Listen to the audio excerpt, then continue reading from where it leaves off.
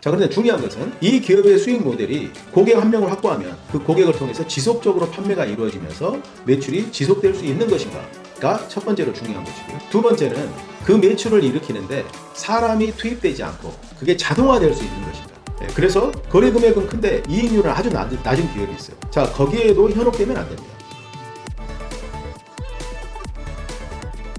안녕하세요.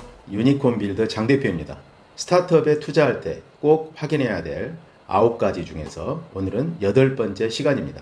오늘 소개해드릴 이 내용은 너무나 중요한 내용입니다.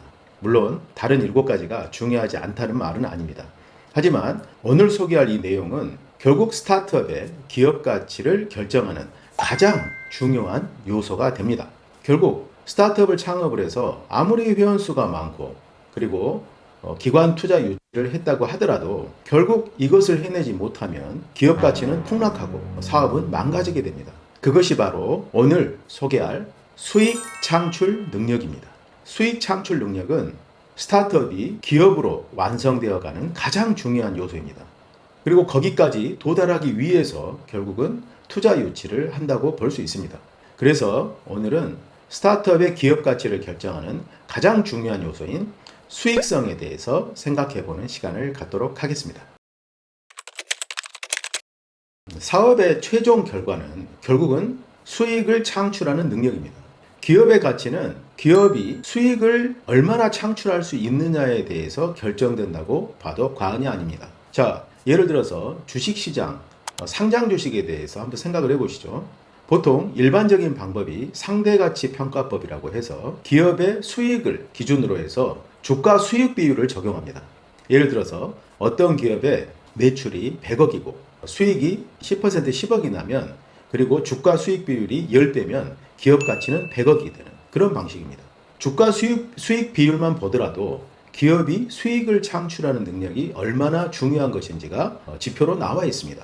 스타트업이 창업을 해서 처음에 정말 멋진 비즈니스 모델과 기술력으로 투자자에게 어필하고 그리고 많은 회원수를 모으고 하더라도 결국 그러한 비즈니스 활동을 통해서 수익을 창출하지 못한다면 직원들 월급을 주기도 힘들 것이고 그리고 임대료를 부담하기도 어려울 것입니다. 물론 일시적으로 투자자들로부터 자금을 조달하거나 또는 금융기관에서 대출을 받아서 그런 과정을 극복해 나갈 수는 있습니다. 그런데 이 모든 행위 자체가 회사를 운영하는 데 필요한 모든 자금을 스스로 창출할 수 있는 능력을 갖추어야 한다는 것입니다. 만약에 이러한 능력을 지속적으로 갖추지 못할 때 결국 투자 유치도 실패할 것이고 금융기관에서 자금을 조달하기도 어려워서 결국 사업은 쇠퇴하는 길로 가게 될 것입니다. 자, 그래서 우리가 투자를 할 때 또는 사업을 할 때는 이 수익 모델에 대해서 잘 생각을 해봐야 됩니다.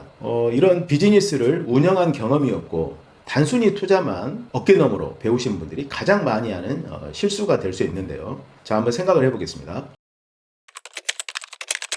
자, 우리가 투자 검토를 하거나 사업을 하는데 사업은 돈을 버는 것이다 이렇게 생각을 해서 수익을 창출하고 있으면 매출이 몇십억, 몇백억이 되면 이 기업은 괜찮네, 이 기업은 매출이 있네 이렇게 하고 선뜻 투자를 하게 되는데요. 정말 조심해야 할 부분입니다. 자, 제가 볼 때는 첫째, 사람을 투입을 해서 매출을 만들어내고 더 높은 매출을 만들기 위해서 더 많은 인력을 투입해야 된다면 이 사업은 전망이 없다고 볼 수 있습니다. 왜냐하면 사람을 투입한다는 것은 일단 인건비가 너무나 비싸죠. 그리고 그 일의 어떤 노하우나 경험들이 사람한테 집중되게 되어 있습니다. 그런데 잘 아시겠지만 사람은 점점 나이 들고 그리고 은퇴를 하게 됩니다. 그러면 또 새로운 직원을 뽑아서 그러한 노하우를 그 직원한테 전수를 해야 되는데 그 직원이 전임자만큼 그 일을 잘할 수 있을지는 알 수 없는 것이죠. 사람이 매출을 만들어내는 그런 비즈니스 구조는 힘들어질 수가 있습니다. 자, 예를 들면 컨설팅 같은 분야가 그런 분야가 될 수 있어요. 컨설팅은 사람의 노하우가 많이 축적되어 있잖아요. 그래서 사람이 노하우를 가지고 있고 그 사람이 컨설팅을 하다가 그 일을 그만두고 나가서 차려버릴 수도 있습니다. 그러면 그런 인재를 많이 양성하면 양성할수록 그 인재들이 자신만의 사업을 차리게 되면서 오히려 경쟁자가 많이 늘어나는 그런 구조가 될 수 있어요. 그런데 맥켄지 컨설팅 같은 세계적인 컨설팅 그룹들은 그러한 사람에 집중되는 그런 노하우들을 조직화하고 조직이 그런 노하우를 공급할 수 있는 시스템을 만들어냈기 때문에 기업화가 될 수 있었던 거죠. 그렇더라도 그런 비즈니스 모델에는 한계가 있습니다. 그래서 맥켄지 컨설팅을 그 회사가 사회적으로 기업에 미치는 영향은 클지 모르겠는데 그 회사의 자체적인 기업 가치를 평가하는 데는 매출 대비해서 주가는 그렇게 높지 않을 것입니다. 또 다른 분야로 보면 IT 영역 서비스가 그래요. 대부분의 영역 서비스들이 다 그렇죠. 수주를 하게 되면 인력을 파견해서 무언가 영역 서비스를 제공하죠.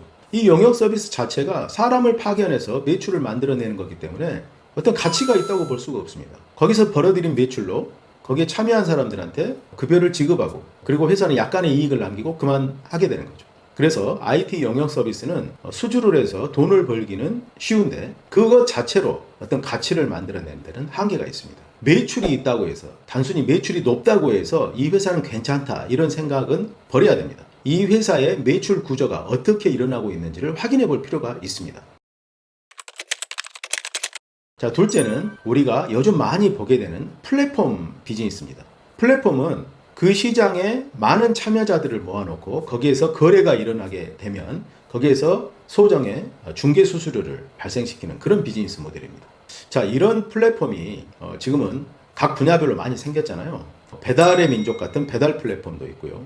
그리고 당근 같은 중고거래 플랫폼도 있고 그렇지 않습니까? 어떤 시장에 특화된 분야별로 플랫폼들이 있는데요. 이런 배달의 민족이나 이런 플랫폼들의 주요 수익 모델은 거래 금액에 대해서 일정 수수료를 부과하는 방식입니다. 그런데 배달의 민족은 이 배달 시장이 엄청나게 커졌기 때문에 거기에서 많은 매출을 일으킬 수 있는데 거래 금액이 그렇게 높지 않을 만한 그런 비즈니스에서는 이 중개 수수료 자체가 한계가 있을 수밖에 없습니다. 거래 금액은 높지만 거기에서 실질적으로 수수료를 취해서 매출을 만들어 나가는 비즈니스는 한계가 있어요. 기업을 검토하다 보면 어떤 기업들은 거래 금액을 매출로 잡는 경우가 있습니다. 그래서 거래 금액은 큰데 이익률은 아주 낮은 기업이 있어요.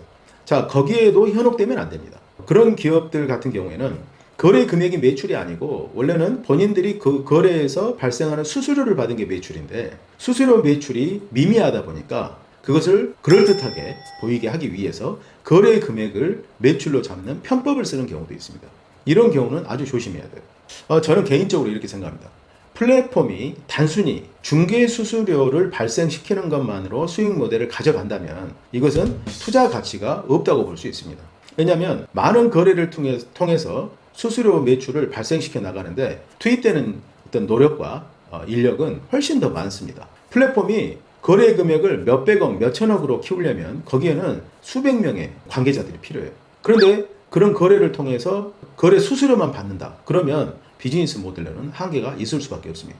그런데 그런 비즈니스 모델이라고 하더라도 지금은 단순히 거래 수수료만 받지만 나중에 이 거래가 활성화되었을 때 여기서 새로운 부가가치를 얹을 수 있는 서비스를 개발할 수 있다. 그러면 기업의 가치는 달라질 수 있어요. 자, 예를 들면 당근 같은 경우가 그런 사례죠. 중고 거래를 주요 사업 목적으로 해서 당근이 사업을 펼쳤는데요. 계속 적자였습니다. 매출도 많이 늘지 않고 투자는 많이 받았는데 적자였어요. 중고 거래 시장의 규모가 워낙 크기 때문에 당근이 지역을 기반으로 당근 마켓을 만들었을 때 투자자들이 열광했습니다. 진정한 지역 플랫폼이 나왔다고 봤어요. 왜냐하면 그런 시도를 많이 했지만 지역을 하나로 묶는 데는 대부분 실패했거든요.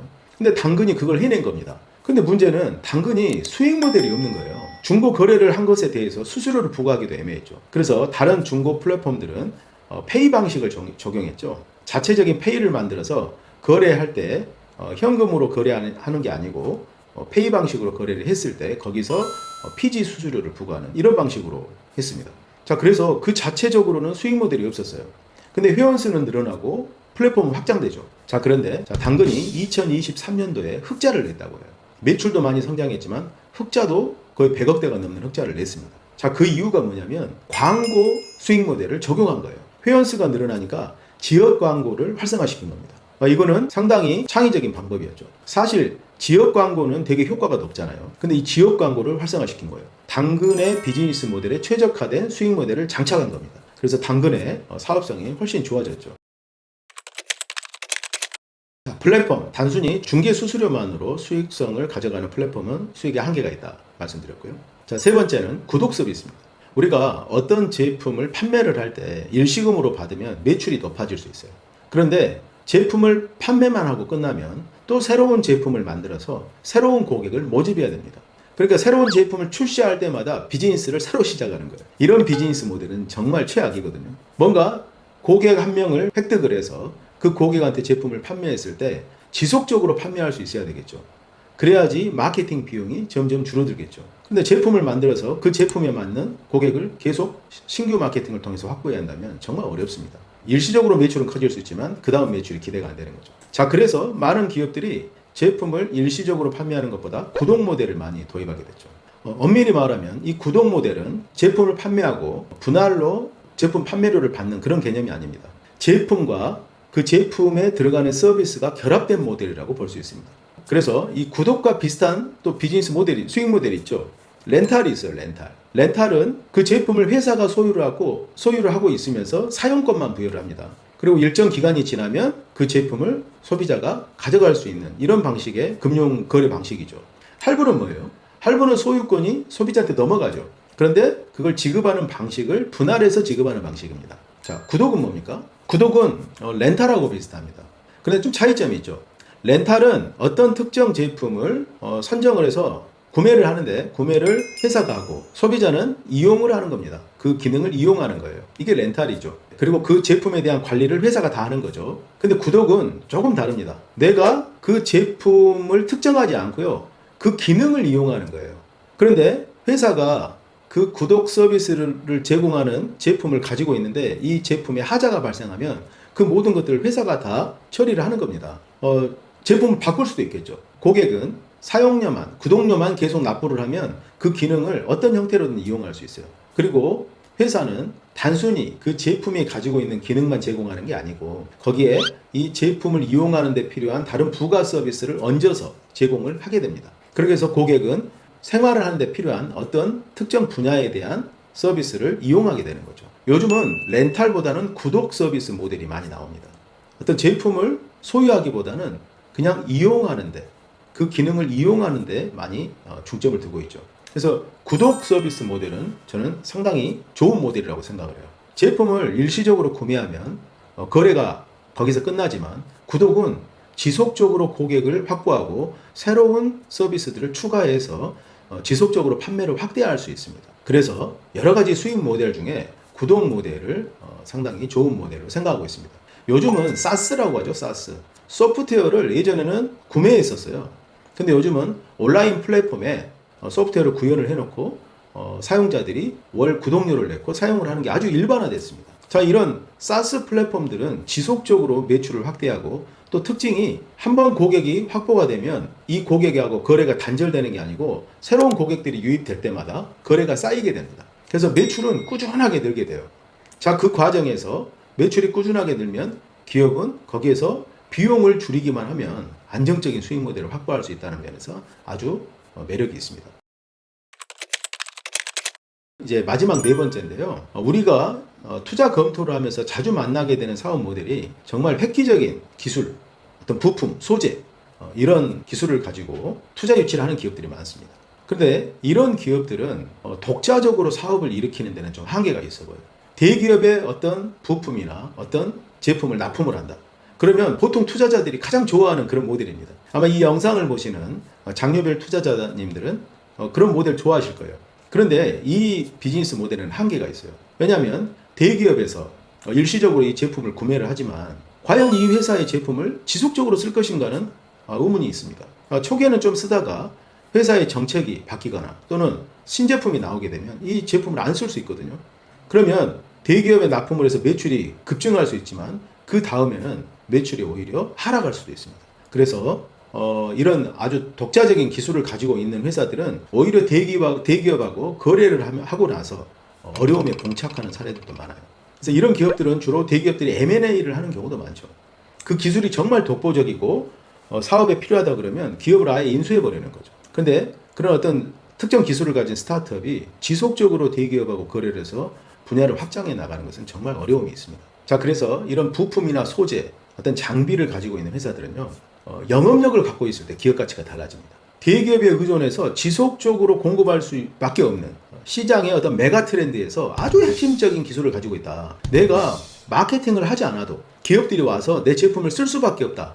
그러면 달라집니다. 그렇지 않다면 기업 스스로가 시장을 만들고 시장을 확장해 나갈 수 있는 영업 마케팅력이 있어야 됩니다. 기술력만 가지고는 한계가 있어요. 자, 그런데 우리가 그걸 봐야 되겠죠. 이 기술이 정말 원천 기술이어서 영업 마케팅을 하지 않아도 기존 사업자들이, 기존 기업들이 너무나 이 기술을 찾고 있었다. 그러면 여기는 마케팅을 하지 않아도 됩니다. 그냥 이 기술이 구현됐다는 걸 시장에 알리기만 해도 수많은 사람들이 와서 사갈 거예요. 요즘 엔비디아의 주가가 올라가는 게 그런 거잖아요. AI에 의해서 시장이 엄청나게 이 인프라 서비스가 커지고 있는데 CPU 속도가 못 따라가는 거예요. 그래서 GPU였던 엔비디아의 GPU를 개량해서 쓰고 있습니다. 오늘은 몇 가지 수익 모델에 대해서 점검을 해봤습니다. 비즈니스는 다양한 방식으로 전개가 되고 있기 때문에 수익 모델은 정말 여러 가지 모델을 활용할 수 있습니다. 자, 그런데 중요한 것은 이 기업의 수익 모델이 고객 한 명을 확보하면 그 고객을 통해서 지속적으로 판매가 이루어지면서 매출이 지속될 수 있는 것인가가 첫 번째로 중요한 것이고요. 두 번째는 그 매출을 일으키는데 사람이 투입되지 않고 그게 자동화될 수 있는 것인가. 그래서 자동화되면서 매출이 계속 성장할 수 있는 구조가 되는 것인가. 세 번째는 그 수익 모델을 시장만 잠깐 바꿨을 때 그걸 복제해서 또 다른 시장에서 그런 매출을 일으킬 수 있을 것인가. 이게 확장성이죠. 이 세 가지를 검토를 해봐야 됩니다. 그래서 기업의 수익 모델을 볼 때 단순히 매출만 보지 말고 그 매출이 어떻게 만들어지고 있는지를 확인해보는 그런 노력이 필요합니다. 자, 오늘은 스타트업의 가치를 결정하는 수익 모델에 대해서 생각을 해봤습니다. 감사합니다.